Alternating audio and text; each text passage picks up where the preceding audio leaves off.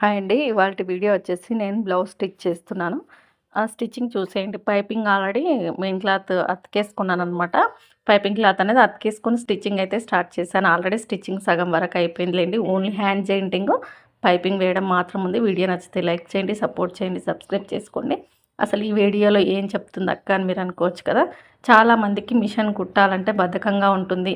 కుట్టలేకపోతారనమాట. Work చూస్తేనేమో బాగానే ఉంటుంది. కుట్టాలంటే మాత్రం ఇంట్రెస్ట్ ఉండదనమాట. అలాంటి వాళ్ళకు కొంచెం మోటివేషన్‌గా నేను చేసేది మీకు చెప్తున్నాను చూడండి.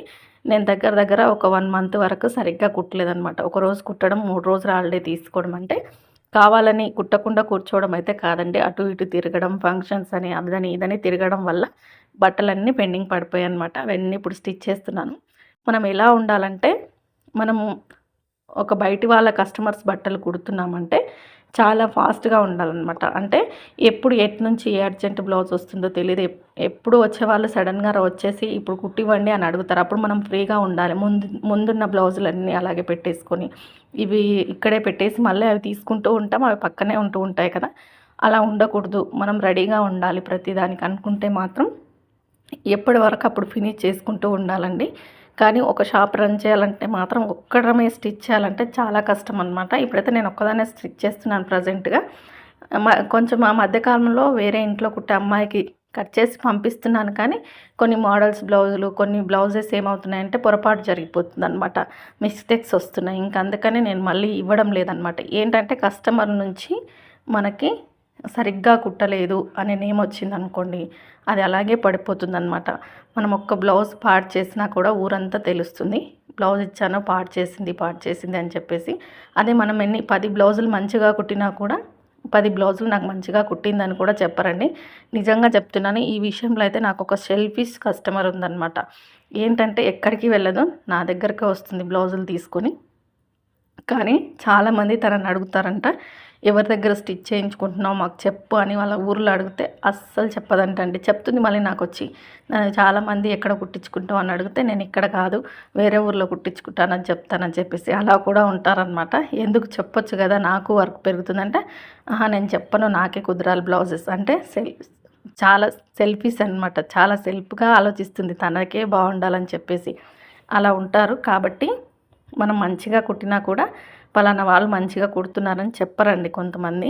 మనం ఒక్క బ్లౌజ్ పాడు చేసినా కూడా ఆ బ్లౌజ్ మొత్తం, బ్లౌజ్ అయినా డ్రెస్ అయినా ఏదైనా ఇంత అమౌంట్ తీసుకుంది, పనికి రాకుండా అయిపోయింది, నాది మొత్తం పాడు చేసిందని ఆ చీర చూసినప్పుడల్లా మనం తిట్టుకుంటూ ఉంటారు. కాబట్టి వీలైనంత వరకు బయటి వాళ్ళ బట్టలు, కస్టమర్స్ బట్టలు కుడుతున్నామంటే నీట్గా కుట్టాలి, కరెక్ట్గా కుట్టివ్వాలి. పొరపాటున ఏదైనా మిస్టేక్ జరిగినా కూడా సరిచేసే విధానంగా ఉండాలన్నమాట.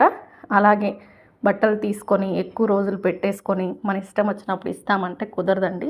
ఒక్కొక్కసారి ప్రెజర్ ఎలా పెరుగుతుందంటే, మనకు ముందు కుట్టడానికి ఇచ్చిన వాళ్ళు అప్పుడే అడుగుతారు. అప్పుడే అర్జెంటుగా వచ్చిన బ్లౌజెస్ ఉంటాయి, సీజన్ ఉంటుంది. అసలు ఏవి కుట్టాలో ఏవి స్టార్ట్ చేయాలో అర్థం కాని అయోమయ పరిస్థితిలో పడిపోతామన్నమాట. ఒకవేళ స్టిచ్చింగ్ చేసే వాళ్ళు మన చేతిలో ఉన్నారే అనుకోండి, అప్పుడు టెన్షన్ లేదు.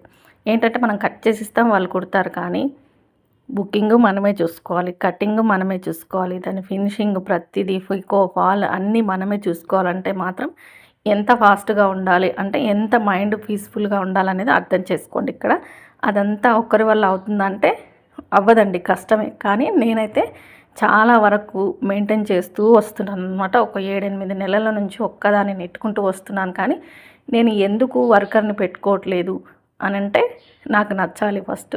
నేను స్టిచ్ చేపిస్తే నాకు నచ్చాలి, నాకు నచ్చితేనే నేను పెట్టుకుంటానన్నమాట. నచ్చలేదనుకోండి పర్వాలేదు, ఒక్కొక్క రోజు కాకపోతే నచ్చిన కస్టమర్స్ వెయిట్ చేస్తారు, నచ్చని వాళ్ళు వెళ్ళిపోతారు అన్నట్టుగా ముందుకెళ్తుందనమాట.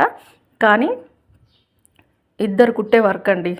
రోజు డైలీ ఒక 2-3 కుట్టే వరకు ఒక్కదాన్ని మెయింటైన్ చేయాల్సి వస్తుందన్నమాట. ప్రజెంట్గా అయితే ఒక 1 మంత్ సరిగ్గా కుట్టినందుకు బాగా పెండింగ్ పడిపోయింది. నేను ఇంట్లో పని చేసుకుంటూ మొత్తం ఇంట్లో ఏ పని పెండింగ్ పెట్టకుండా మొత్తం క్లియర్ చేసుకొని వస్తానండి. నాకు వచ్చేసరికి ఇంట్లో పని వచ్చేసరికి 10 అవుతుంది, 10 అయిపోతుంది అనమాట. మొత్తం పని అయ్యేసరికి నేను టిఫిన్ చేసేసరికి 10 అవుతుంది ఖచ్చితంగా. 10 నుంచి 11 వరకు నేను వీడియో ఎడిటింగ్ చేసుకుంటాను రోజు. నాకు నైట్ టైం సెట్ అవ్వదన్నమాట, మార్నింగ్ టైంలోనే సెట్ అవుతుంది. వీడియో ఎడిటింగ్ చేస్తాను. ఒక్కొక్కసారి 2 వీడియోలు 3 వీడియోలు ఒకేసారి ఎడిటింగ్ చేస్తాను. ఒక్కొక్కసారి ఏ రోజు వీడియో ఆ రోజు ఎడిటింగ్ చేసుకుంటాననమాట. ఆ ఎడిటింగ్ అంతా కంప్లీట్ చేసుకొని నేను షాప్‌కొచ్చేసరికి 10:30 ఒక్కొక్క రోజు 11 అవుతుంది. సాటర్డే రోజైతే ఇంకా మనకు ఇంట్లో పూజ, క్లీనింగ్ ఇదంతా ఎక్కువ ఉంటుంది కదా! ఆ రోజు ఖచ్చితంగా 11 అయితే అవుతుందండి. అలా చూసేవాళ్ళు అనుకుంటారు మా చుట్టూ ఉండేవాళ్ళు. ఈమె 11:00కొస్తుంది ఏం స్టిచ్ చేస్తుంది అనుకునే వాళ్ళు చాలామందే ఉన్నారనమాట. నేను 11:00కొచ్చినా కూడా నేను నా వర్కు కంప్లీట్ చేస్తాననమాట. ఆ రోజు చేయాల్సిన వర్కు ఖచ్చితంగా కంప్లీట్ చేసే వెళ్తాను ఇంటికి. నాకు మైండ్‌లో ఉంటుంది ఎప్పటి వరకు స్టిచ్ చేయాలి, ఎన్ని బ్లౌజులు స్టిచ్ చేయాలనేది ఉంచుకొనే వెళ్తాను కాబట్టి ఇంట్లో పని మెయింటైన్ చేసుకుంటాను మొత్తము. షాప్‌కెళ్ళిన తర్వాత వెళ్ళగానే మిషన్ మీద కూర్చోడానికి ఉండదు. ఎందుకంటే నేర్చుకునే పిల్లలున్నారండి. వాళ్ళు నా కోసం వెయిట్ చేస్తూ ఉంటారనమాట. వాళ్ళు ముందు రోజు కట్ చేసుకుంది, సగం సగం కుట్టింది అదంతా ఫినిషింగ్ చేసుకుంటూ ఉంటారు. నేను వెళ్ళగానే ఒకరి తర్వాత ఒకరివి డౌట్లు క్లియర్ చేయడము, కటింగ్ చూపించడము, ఏదో ఒక వర్క్ చూపించడం వాళ్ళకు. అదంతా చూయించి నా వర్క్ స్టార్ట్ అయ్యేసరికి ఖచ్చితంగా 11:30, 12 అవుతుంది ఒక్కొక్క రోజు. అప్పుడు స్టార్ట్ అయినా కూడా నేను ఈవినింగ్ వరకు ఒక 6 బ్లౌజెస్ ఈజీగా కుట్టేస్తాననమాట. అంటే కూర్చున్నంతసేపు ఫాస్ట్‌గా కుట్టేస్తాను. ఇంకా ప్రాక్టీస్ కదా! మిషన్ కూడా మంచి మిషన్ చేతిలో ఉన్నప్పుడు మనం మంచిగానే కుట్టుకుంటాం కాబట్టి ఒక 6 బ్లౌజులు ఖచ్చితంగా కంప్లీట్ చేస్తాను. ఒక్కొక్క రోజు కొంచెం తక్కువగా, ఒక్కొక్క రోజు 3 కుడతాను, ఒక్కొక్క రోజు 4 కుడతాను, ఒక్కొక్క రోజు 5 కుడతాను, ఒక్కొక్క రోజు 7 బ్లౌజులు కూడా కుడతాననమాట. అంటే ఆ అర్జెంటుని బట్టి, ఇచ్చే టైంని బట్టి, మన మూడుని బట్టి ఫస్ట్ మన మూడ్ కరెక్ట్ ఉండాలన్నమాట. ఇవన్నీ చూసుకొని స్టిచ్ చేస్తానన్నమాట. ఖచ్చితంగా మార్నింగ్ లేట్ అవుతుంది, నైట్ మాత్రం చీకటి పడే వరకు ఉంటానండి. 7-7:30 వరకు ఖచ్చితంగా ఉంటాను. సీజన్ టైం అయితే 8-8:30 వరకు ఖచ్చితంగా షాప్లోనే ఉంటానన్నమాట. నేను ఇంటికి వెళ్ళి మళ్ళీ నైట్ వంట చేసుకోవాలి, నైట్కు తినడానికి ప్రిపేర్ చేసుకోవాలి. పిల్లలు వెయిట్ చేస్తూ ఉంటారనమాట. మళ్ళీ స్కూల్కి తీసుకెళ్ళిన బాక్సులు ఇవన్నీ మొత్తం అంతా క్లీన్ చేసుకొని మళ్ళీ పడుకునేసరికి ఖచ్చితంగా 10:30, 11 అవుతుందన్నమాట. ఎక్కడ క్షణం తీరికుండదు. కానీ ఒక్కొక్కసారి కుట్టాలనిపించినప్పుడు మాత్రం రెస్ట్ తీసేసుకుంటాను. ఇంకా రోజు కుట్టకూడదు అనుకున్నప్పుడు కుట్టకుండా కూర్చుంటాను అనమాట.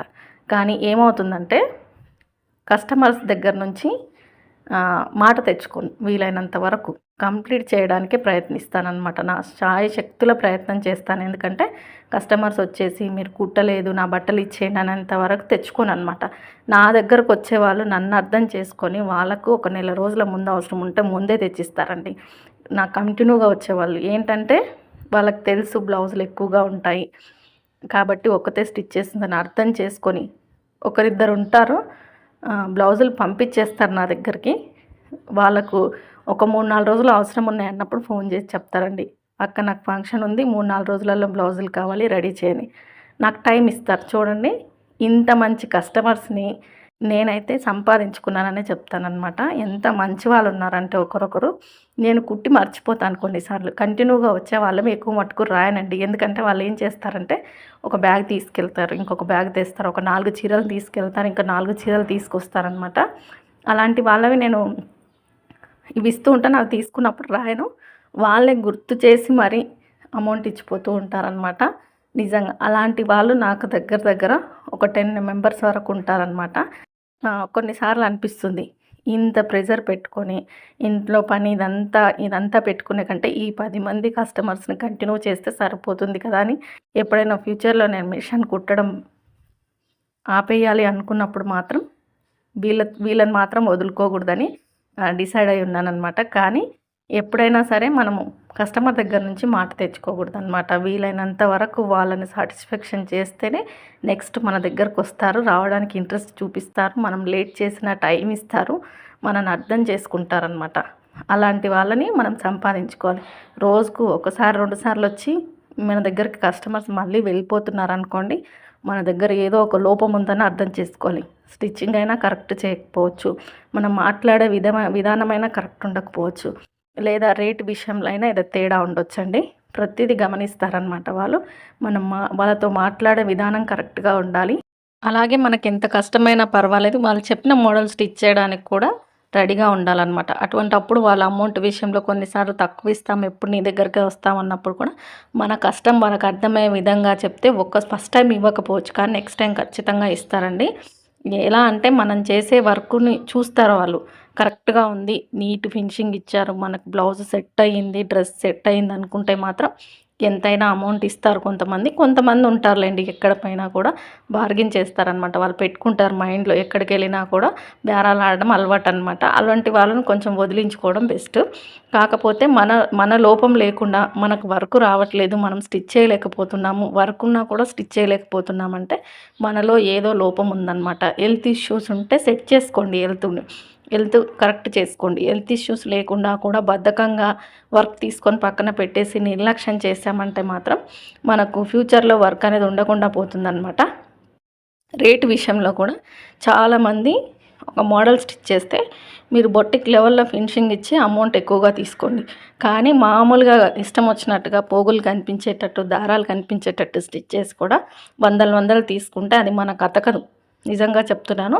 అది మనకు జీర్ణించుకోలేమనమాట. అలా మాత్రం ఇష్టం వచ్చినట్టు కుట్టి కొంతమంది టైలర్స్ పరువు తీయొద్దండి. నిజంగా కోపం వస్తుండొచ్చు ఈ మాట అంటే ఎవరికైనా కూడా.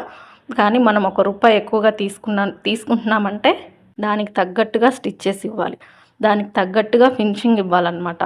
ఇచ్చి తీసుకోవాలి. కొన్ని కొన్ని ఊర్లలో రేట్లు ఎక్కువగా ఉంటాయి, అక్కడ నడుస్తుంది, అలాంటి ఫినిషింగ్ వాళ్ళు ఇస్తారు.